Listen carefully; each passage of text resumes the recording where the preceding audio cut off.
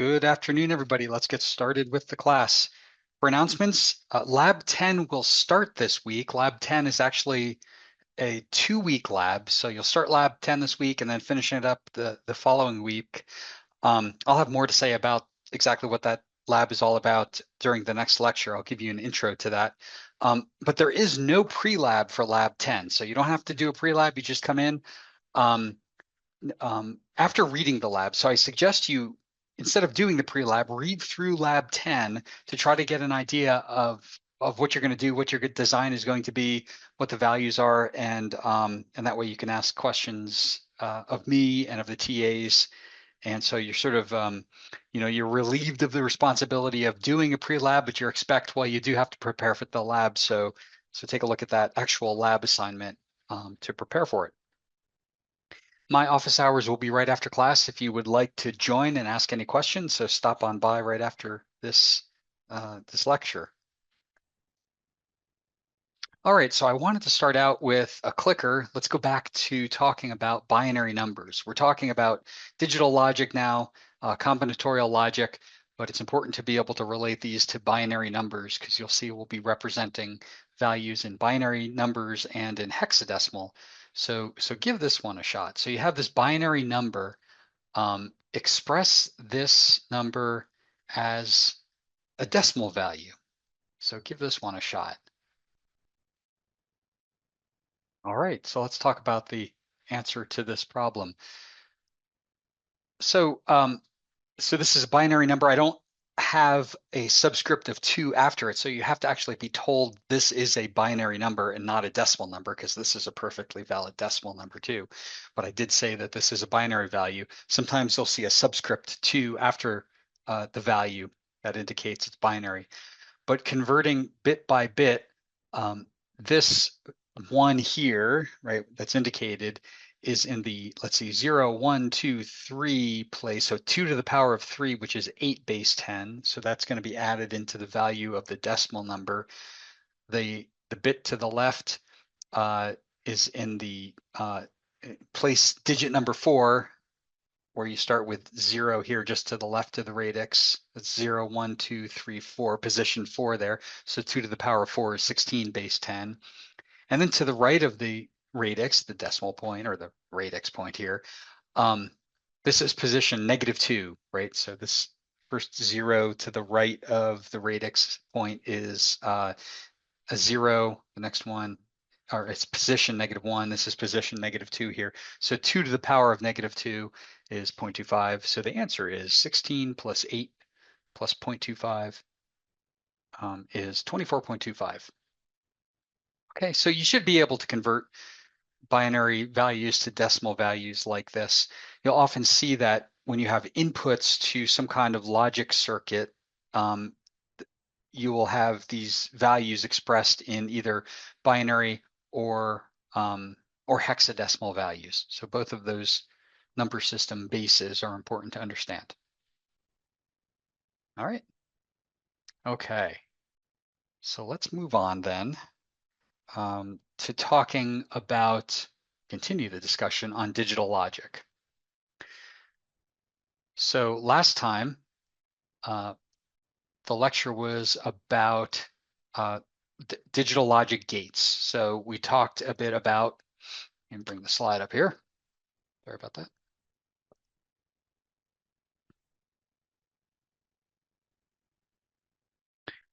All right, so we talked about logic gates, the AND gate, the OR gate, the logic inverter, the XOR, the NAND, and the NOR. And so you saw the gates, how they were drawn as a symbol, and you saw the expressions, the Boolean expressions that represent those logic gates. And I mentioned you're going to take these gates and you're going to create circuits that can make decisions based on digital inputs, 1s and 0s for each digital input. You can have a circuit make a decision, should the output be 1 or should the output be 0? And so we're going to talk about that. But before we get into actually how to combine gates and implement a function that you would like to implement, I wanted to show you what logic integrated circuits look like. So there are a few ways to implement those logic gates. You can implement those in these logic integrated circuits, which are actually just chips, hardware. And I'll show you those. Or you can implement the gates in software. So you could program these into a microcontroller and have the digital circuit output or the output of a Boolean function, Boolean expression, be available in software. You can use FPGAs, field programmable gate arrays, to program logic gates. I'm going to show you a pretty straightforward, simple form of implementing these gates, and that's with these logic integrated circuits.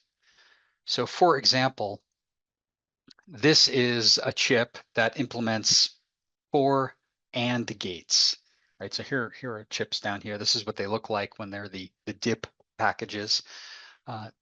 This chip, this AND gate chip, you apply ground at the lower right, pin 7. You apply VCC, let's say it's a 5-volt logic chip, apply 5 volts to pin 14 here in the upper left, and then you have access to 4 different AND gates. So for example, this AND gate in the lower left, the inputs to that AND gate are pins 1 and 2, the output is pin 3. So if I apply 5 volts to pin 1 and 5 volts to pin 2, those represent 2 ones into the AND gate, then I would get 5 volts at pin 3. If I apply 2 zeros, right, 0 volts to pin 1, 0 volts to pin 2, I get 0 volts at pin 3. And you could follow that pattern. A 0 volts for pin 1, 5 volts for pin 2 will give you 0 volts at pin 3. So you look at the truth table for these gates, and that's what these chips will implement. And on this particular chip, you can use all 4 of these AND gates. And so you can see the inputs, you can see the outputs, and so it's a simple way to implement gates. If you need other types of gates, you get another type of chip. Here is a NAND gate chip. You can see the 4 NAND gates. This is a 5-volt logic chip. Apply ground to pin 7, apply 5 volts to VCC, and then you have access to the inputs and outputs of these 4 NAND gates. Here's a logic inverter. There are 6 logic inverters on this 14-pin chip. Again, apply VCC, apply ground, power and ground, and then you have input and output for each logic inverter. And here's an XOR gate. So you can see you can use individual gates. You can wire these together. You can have all 4 of these chips and create a Boolean logic circuit or a combinatorial logic circuit by wiring your circuit inputs to the inputs of your gates, and then you can have the outputs of some of these gates go to the inputs of other gates to create a circuit that does what you want it to do. So here's an OR gate, here's an OR gate. You can find a chip that implements all of the gates that we talked about during the last lecture. Okay, so what I wanted to do next is take you down the path step by step of implementing a logic circuit, implementing a combinatorial logic circuit. Remember, combinatorial logic circuits take binary inputs, 1s and 0s, a 1 or a 0 at each input, and they output a single output that is true or false, 1 or 0, right? No or yes, yes or no. And so you can create a truth table that describes the function you're looking for. Okay, so like we talked about last time, let's suppose you have inputs that are the the key is the key turned in the car, is the parking brake on, is the car in neutral, whatever. You can have these sensors that are true, false values into the combinatorial logic circuit, and the output is yes, turn the starter, or no, don't turn the starter. So there's lots of inputs, one output. Well, I'm going to show you a way to synthesize a circuit, and synthesize just means create, right? To create a circuit based on what you define. You define the truth table. You define for all the combinations of inputs, what do you want the output to be for each set of inputs. And then I'll show you how to write a Boolean expression that implements that truth table, and then how to convert that Boolean expression into gates that you could wire together. Like you could take these chips and wire them together to implement your circuit, or you could do this in software or in an FPGA. But to start that whole process, let's just start out with a simple Boolean expression on the whiteboard. And I want to show you how to implement a Boolean expression uh, with gates. Okay, so let's do that.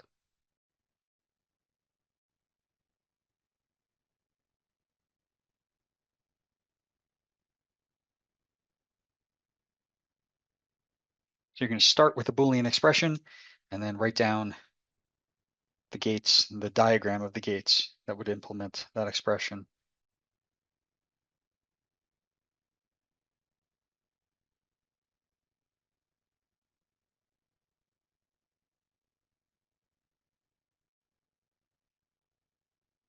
Okay, so just as an example, let's suppose you have logic variable D, and you've come up with an expression that you want to implement in electronics, in combinatorial logic, in gates. And let's suppose this is that expression, D equals A plus the inverse of B times C. Okay, and remember, the plus is an OR gate. The line over a variable, that is a logic inversion. This multiplication here, inverse of B times C, that's an AND gate. Okay, so we have to figure out how do you create D at the end of this. So D is going to be over here on the right. That's D. And D is equal to A ORed with B inverse times C. Okay, and I will actually kind of interchange my vocabulary mid-sentence. I'll call this a plus, or I'll call this an or. I'll call this a multiply, or I'll call this an and, because they mean the same thing. Okay, but that's what you would like to create with your circuit. So what gates do we use? So I like to start at the end. So you start at the end, and this is going to be an output. Let's say it's 5-volt logic. It's either going to be 5 volts or 0 volts, depending upon what D should be. Should it be a 1 or should it be a 0? Well, Boolean expressions follow same order of operations as just regular algebra. Okay, so if you were to evaluate this, first you would invert B. I guess that's not in regular algebra, but you would invert B and then do the multiplication, inverse of B times C, and then finally do the addition, or the OR gate function.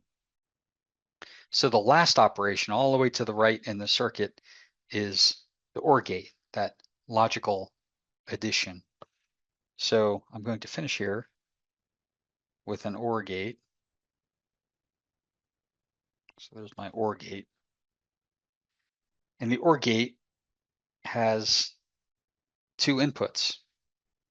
One input is A, and the other input is B inverse ORed with C. Okay, so that's the last step. What we're trying to work back to is a set of inputs, right? So the inputs to this whole circuit are A, B, and C. Right, so this might be the light detector. Is it detecting light or not? Is a button pressed or not? Is someone stepping on the switch or not? Something like that. Something like that here. You might be counting people when someone's pressing a button, and when it's light out. I don't know. You can make up an application here.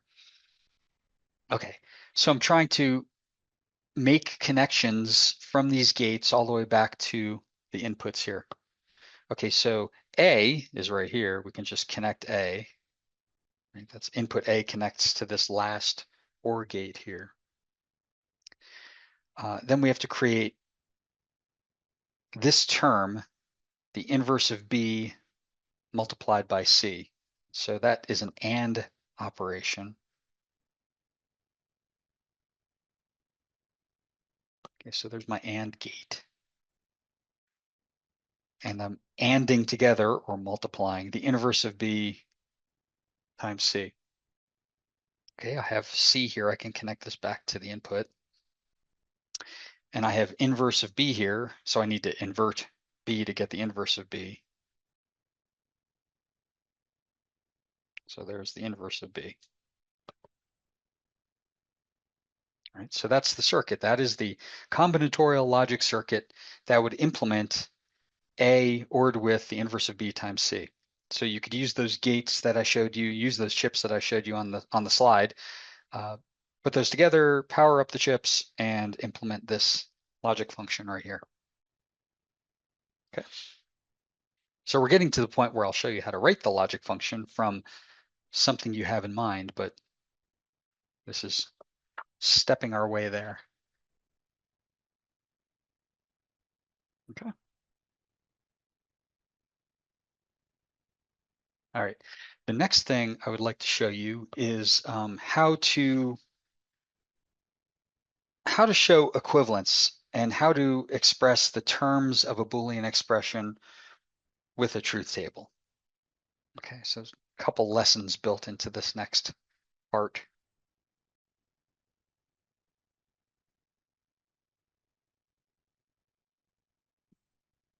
Okay, so let's talk about proving equivalence or demonstrating equivalence.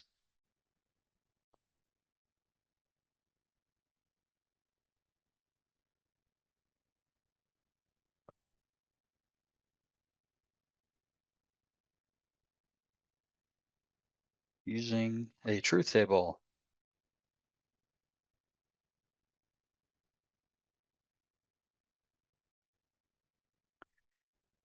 And so this is what I mean. Suppose you have two expressions or two terms.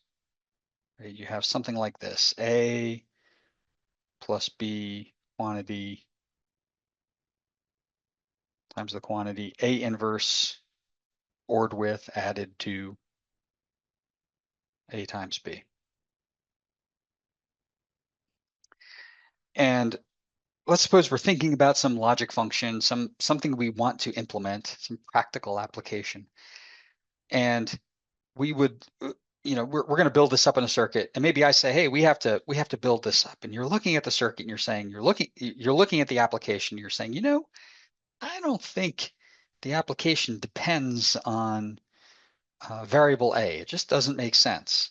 Or maybe we derived this, but just thinking about it, including the A term doesn't make sense. And you say, let's try to show that we don't need to pay attention to A. This whole big term on the left, this expression on the left, is equal to just B. Okay, how do we prove that equivalence? And we can do that with a truth table. Okay, we use truth tables to show the function of a gate. This is another way to use a truth table to show equivalence of terms. So a truth table has the inputs listed. Right? So we're going to list all possible combinations of inputs here on the left. And then what I'm going to do is list intermediate terms and eventually show that this whole roll-up of terms, that is the single term on the left, is equivalent to just B. So we're going to look at the column for B, and we're going to look at the column for this left side here. We're going to show that they're the same. Okay, but let's start with the inputs. Let's list all possible combinations of inputs here. So what I like to do is you start with 0 and you count up in binary. So 0, 0, 0, 1, that's a decimal 1, 1, 0, it's a decimal 2, 1, 1, that's a decimal 3. So I just count it up in binary. Once I fill my bits with ones, I've exhausted all possible combinations of inputs. Okay, so let's just break down this left-hand side here. Let's break this down into this first term, A plus B. Okay. And so I have A plus B. That is an OR function. And let's list the result for all possible combinations of inputs. So 0 ORed with 0, or 0 added to 0. 0. 0 ORed or added to 1 is 1. 1 ORed with or added to 0, that's a 1. 1 ORed with a 1 is a 1, right? Or 1 plus 1 with Boolean addition is a 1. So this part of the left-hand side, this is what it would evaluate to for each of these different combinations of inputs. Okay. All right, so let's continue on. Let's evaluate A inverse. A inverse, well, that's easy. So we're going to get 0 becomes a 1, 0 becomes a 1, 1 becomes a 0, 1 becomes a 0. All right, let's evaluate another intermediate term here, A times B. Okay, so let's multiply A times B, or that's an AND gate. So 0 and 0, that's 0. 0 and 1, that's a 0. You can go back to the truth tables that we talked about last time to see this. 0 and 1, or 1 and 0. 0, 1 and 1, or 1 multiplied by 1, that's 1. All right, now let's take these rightmost two columns and form this term A plus, oh no, it's A inverse, plus AB.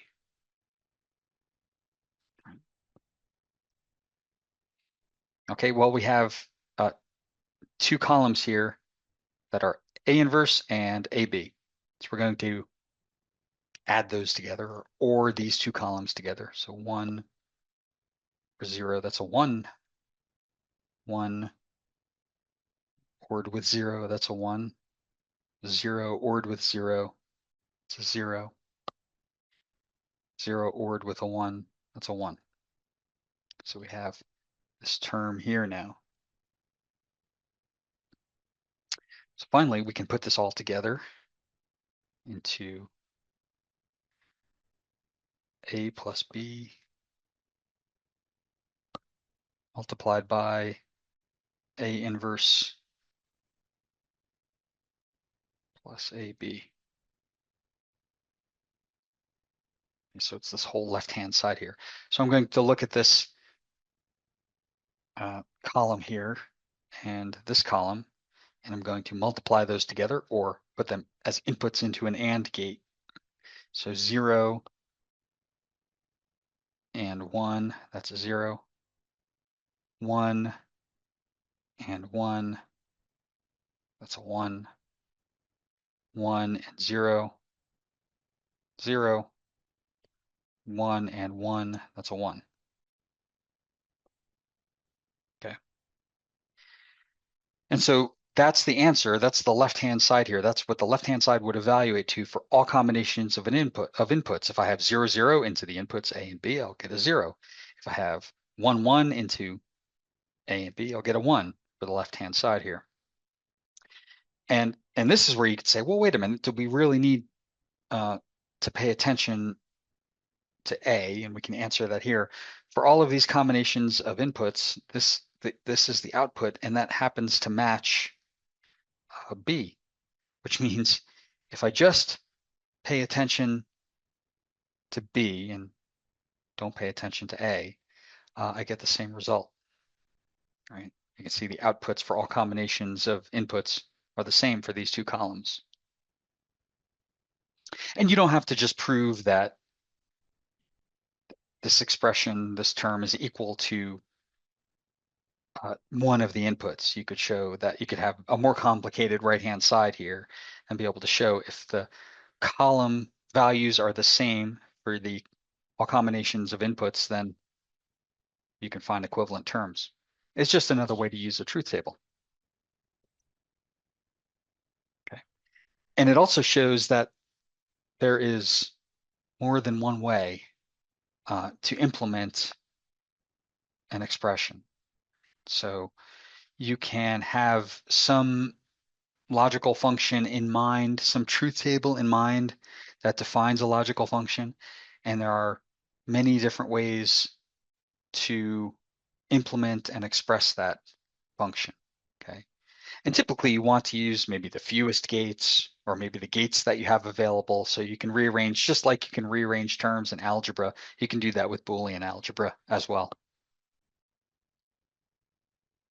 Okay. All right. All right. So now let's say, uh, now you know how to take an expression and create a logic gate diagram from that expression. And then you can also take that expression and manipulate it and prove equivalence. Now let's talk about synthesis of logic circuits.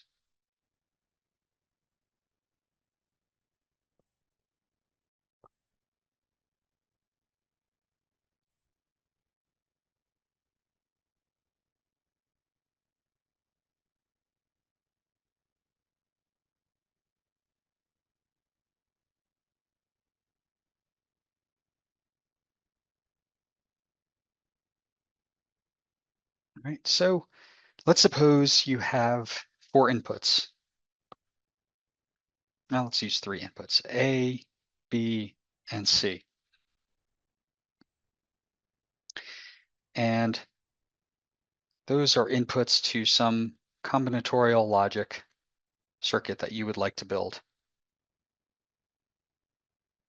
Okay, so let's just draw this as a box. And the output of this circuit is D. And so what you can do is you can go through all combinations of inputs and define what you would like the output to be, right? So let's just start this and we'll make up some values here. So this circuit has to handle all combinations of inputs. A could be 0, 1, B could be 0 or 1, C could be 0 or 1. So let's list all combinations. So I start at 0 and I just start counting up in binary.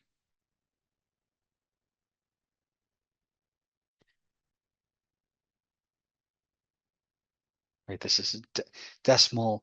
This would be decimal 0, 0, 0 would be decimal 0, decimal 1, decimal 2, decimal 3, decimal 4, just counting up here.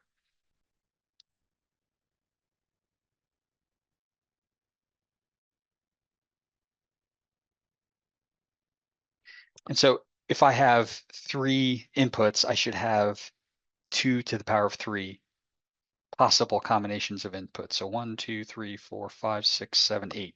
That's good. I got it right. So I counted 0 to 7, which is 8 sets of inputs. D is what you would like the output to be. So, make up an application. You want to turn some kind of pump on. So is the pressure higher or lower than a threshold? Is a valve open or closed, right? Is it open? And is the temperature of the fluid some, above or below some value? These could be, you could just imagine what the inputs would be, binary values, right? Logical values, ones or zeros that go in. And then you determine from your application what you would like the output to be. So I'll just make something up here. Let's suppose when A, B, and C are 0, I want the output to be a 1. And when A is 0, B is 0, C is 1, I want the output to be a 0, right? And so I could just, I'm just making this up. For this combination, I want the output to be a 0. For this one, I want it to be 0, right? I want this to be a 0 for that combination. So I'm just kind of making this up. Let me draw some lines here so I can keep these straight. Let's do this.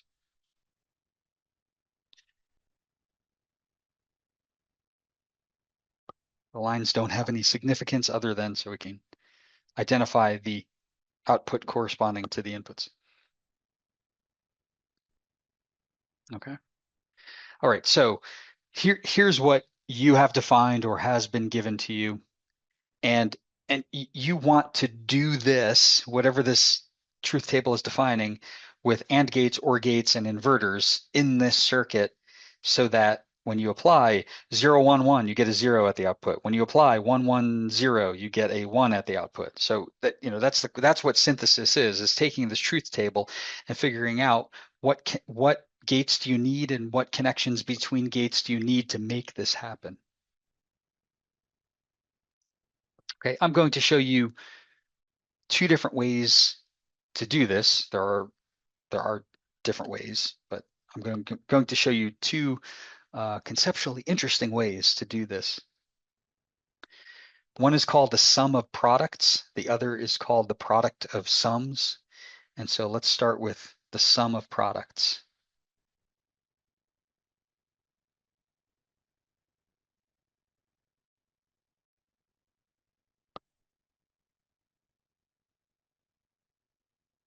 Okay, so for the sum of products approach, what we're going to do is we're going to concentrate on the rows for which the output is 1. We're going to make that happen. We're going to force this expression to evaluate to a 1, right, when we want it to. And then you'll see that when you have different combinations of inputs, you'll get 0 out of this expression. Right, so let me just write this down to remind us. We're going to concentrate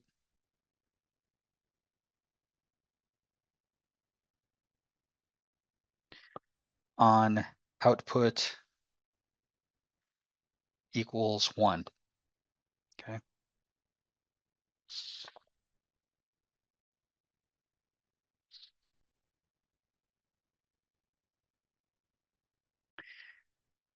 Okay.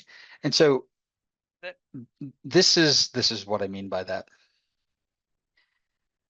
We want the output D to equal some expression that evaluates to 1's, well, when we want it to.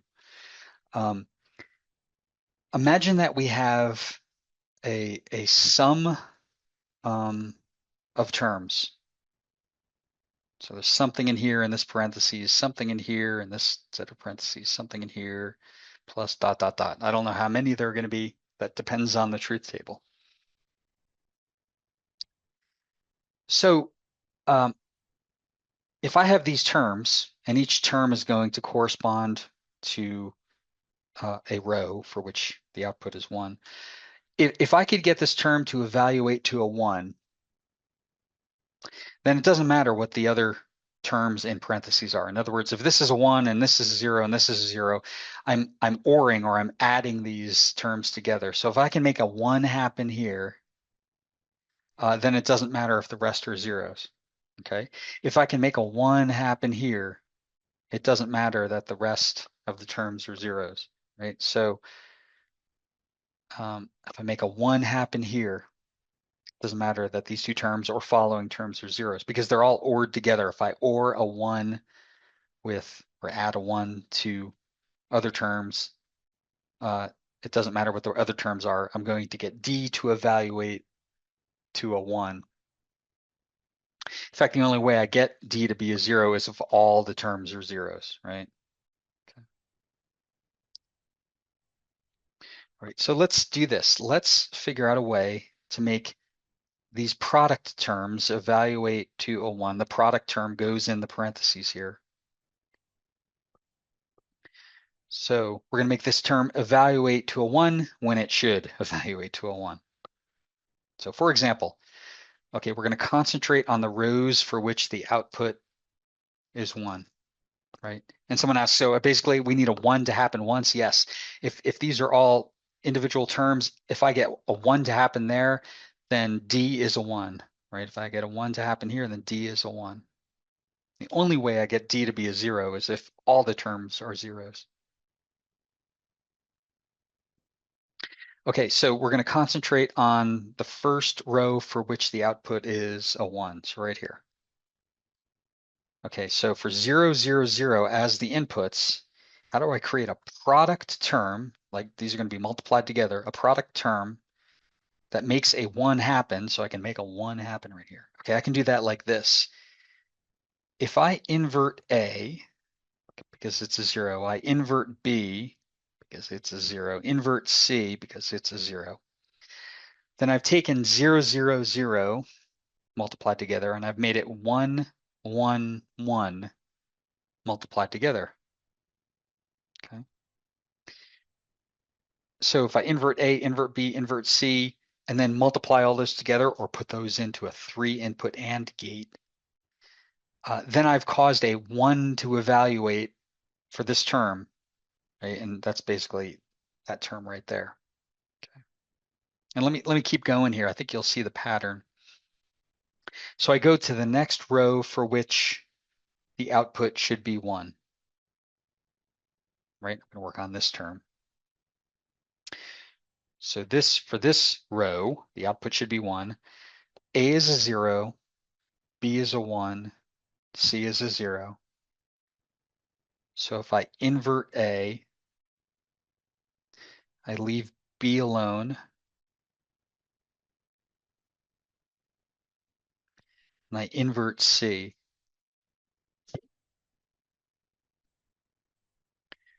Then for this combination of inputs, if I have 0, 1, 0 for A, B, and C, right? 0 inverted is a 1. 1, leave it alone, it's a 1. 0 for C, invert it, it's a 1. I get 1, 1, 1. So I've caused this term, the second term in my conceptual set of terms here, to be a 1, right? Okay. So continuing on, right? Let's concentrate on the rows for which the output is 1. Here's a row. So 1, 1, 0. So leave A alone because it's already a 1. Leave B alone because it's already a 1. Invert C. So for this combination of inputs, 1, 1, 0, this term will evaluate to be a 1. Okay. And finally, the last row for which the output is 1, 1, 1, 1. So A, B, C. For this last row, for this combination of inputs, 1, 1, 1, 1, 1, 1, this term evaluates to a 1. So if you look, for every row for which the output should be a 1, I have one of these terms evaluating to the value of 1. The other terms, by the way, you can check them out. They evaluate to 0. So for example, for this row right here, right? That's the second term. This term evaluates to 1, and the rest, if you put those values in there, evaluate to a 0. But that doesn't matter. As long as we have one of these terms evaluate to a 1, when you sum them all together or them all together, you're going to have D forced to be a 1. And you say, well, what about the zeros? Well, if you look at the rows for which the output should be 0, and you try all those values, you'll see that all 4 of these evaluate to 0 when the output should be a 0. Okay. And yeah, someone asks in the chat, so we're just basically finding what output makes a 1 and working backwards to see what the input combination is. Sort of, yeah. I mean, that, you're trying to figure out, how do I make a 1 happen as a term in this sum of products, right? Because these are product terms and you're summing them all together. How do I make a 1 happen? Well, that does it. How do I make a 1 happen? Well, that does it. And only one of these terms has to evaluate to a 1 to make D 1, okay? And so now you've taken something that we just made up. Right? You could have 3 inputs. You can make up your own D column here. When A is 0, B is 1, C is 0, you want some value to either be 1 or 0. You can change these.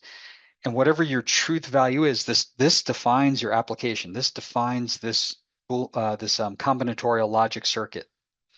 Whatever your table is, now you can take that and you can create an expression that uses AND gates and OR gates and inverters and then wire them together or connect them in software and make this happen.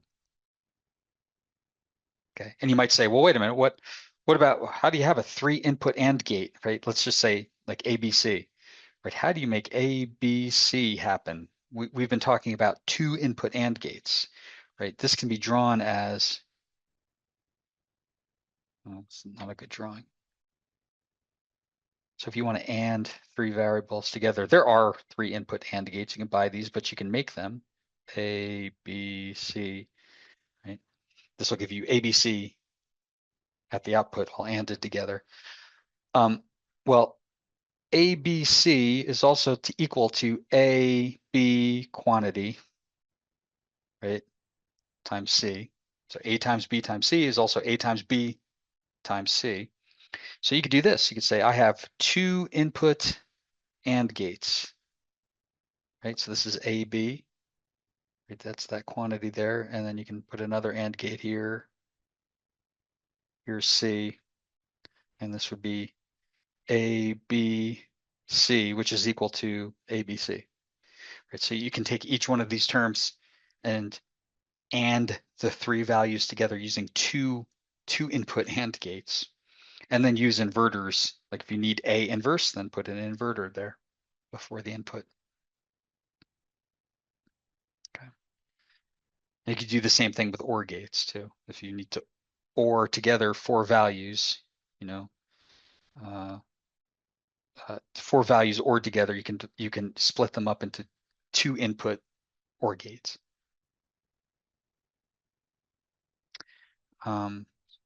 So now this is definitely not the simplest expression you could use to implement this. You could think, oh, I could factor out an A inverse here from here, and I could factor out a C inverse. You might be able to reduce this. You would be able to reduce this. We're not going to work on that. You can look up like Carnot maps and different ways to reduce this expression. But brute force, now you can implement a truth table using AND gates, OR gates, and inverters. Okay. In your book, you'll see examples where they will call each one of these terms a name. They call this a min term because it takes a minimum of,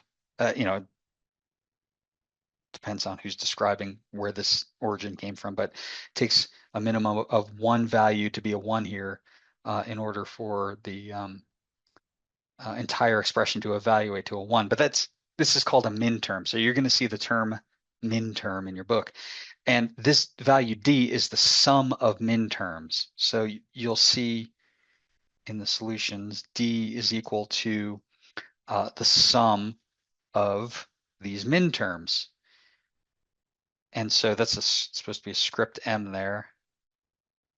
And so in these parentheses here, so M, that's a script M, and inside the M, you're going to see these values that indicate the index of inputs here. So for example,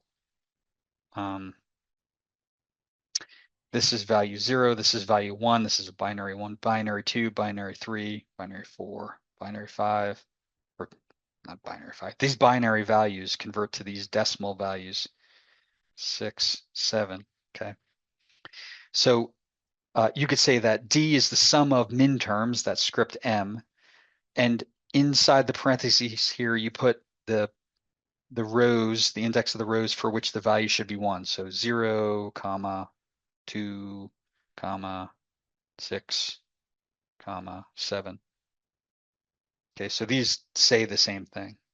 This one's easier to see how you would implement it. Okay. So that's the sum of products approach to implementing this truth table. I said there's a second way, and that's the product of sums. Product of sums approach.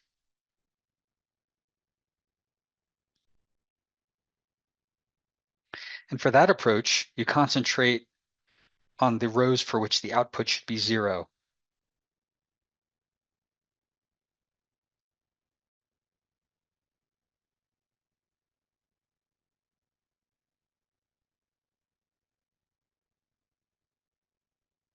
So let's do that.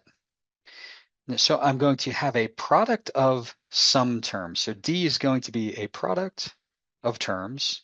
So instead of adding these terms together, I'm now multiplying them together. Dot, dot, dot.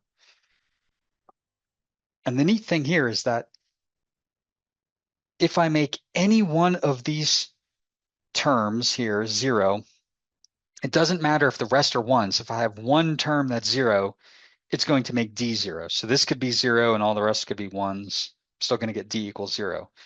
This could be 0 and I could have all the rest ones. 0 times everything else, you get D equals 0. So we're going to concentrate on these terms, and these are going to be sum terms, SUM terms, and they're going to force D to be a 0. So for example, for this truth table, D would equal, concentrate on the first row for which the output is 0, and I'm going to make a 0 happen with a sum term. So let's see, A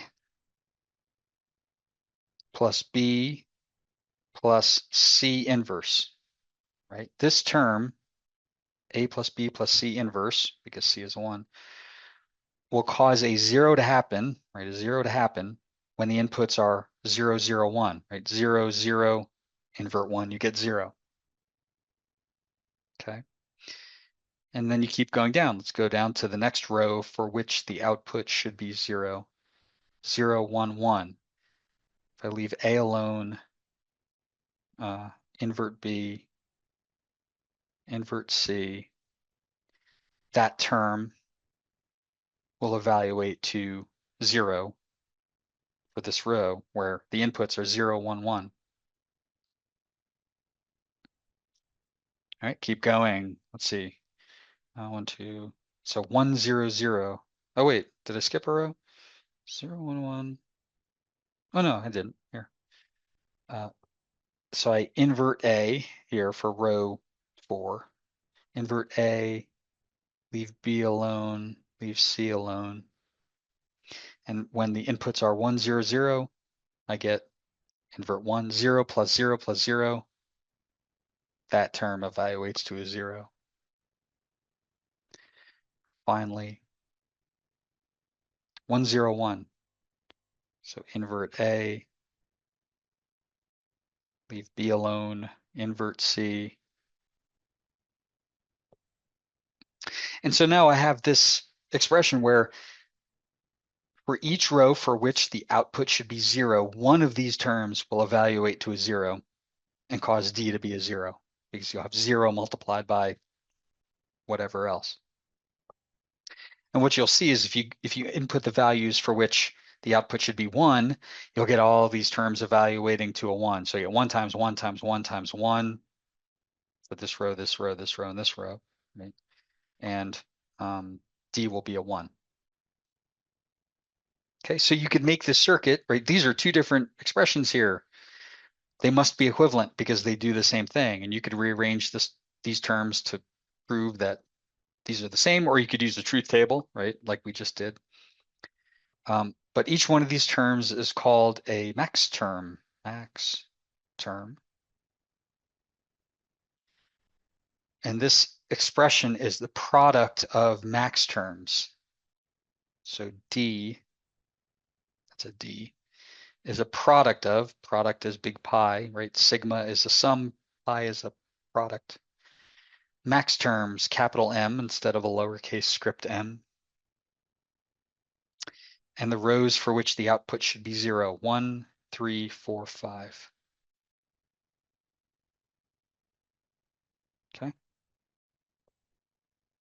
And so now you can take either one of these, create the circuit using AND gates, OR gates, inverters, and make this happen, right? That's synthesizing a logic circuit. Okay. All right. So I've hit the end of class here. So let's end it here. So don't forget, Lab 10 will start this week. So show up after reading the lab. So be sure to read that lab so you know how to kick that off once you get there. There is no pre-lab 10. So your pre-lab is essentially reading the lab. Thanks for joining class. If you have any questions, stick around. I will be here for office hours. If not, I'll see you next time. Have a great night.